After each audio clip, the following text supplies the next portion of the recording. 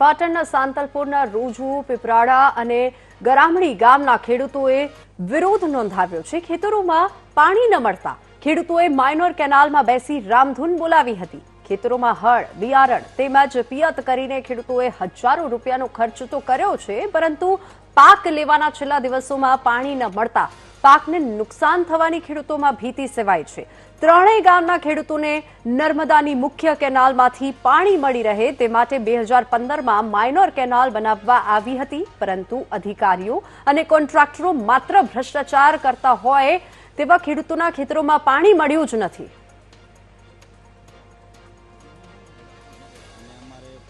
મળવાથી આજે અમારા વિરોધ કરવો પડી રહ્યો છે અને અમારો સાવ પાક નિષ્ફળ જવાની તૈયારીમાં છે, એટલે અમારે આજે આ પગલું લેવું પડ્યું છે।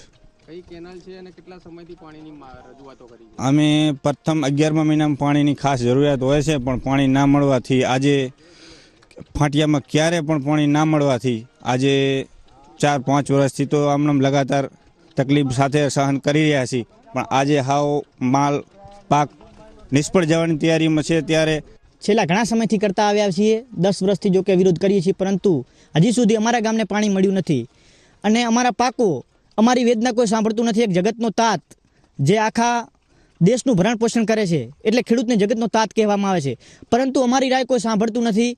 ખેડૂતને જગતના તાતનું બિરુદ આપવામાં આવ્યું છે, પણ અમારા પાકો સુકાઈ રહ્યા છે, એટલે માટે અમારે હજી પાણી આવ્યું નથી અને પાણી માટે કોઈ બીજો વિકલ્પ પણ નથી। કેનાલ છે, કેનાલની અંદર માઇનોર ડિસ્ટ્રીબ્યુટર કેનાલ બનાવેલી છે, પણ ડિસ્ટ્રીબ્યુટર કેનાલો હાલે એવી હાલતમાં નથી। આપ જોઈ શકો છો અહીં કણે આ ભ્રષ્ટાચાર આપ દેખી રહ્યા છો, પરંતુ અધિકારીઓ જાડી ચામડીના છે અને કોન્ટ્રાક્ટરની મિલીભગતના કારણે અમને પાણી મળતું નથી। એટલા માટે અહીં અમે ખેડૂતો પીપરાડા, મઢુદરા અને રોજુ ગામના વિરોધ કરવા માટે આવ્યા છીએ।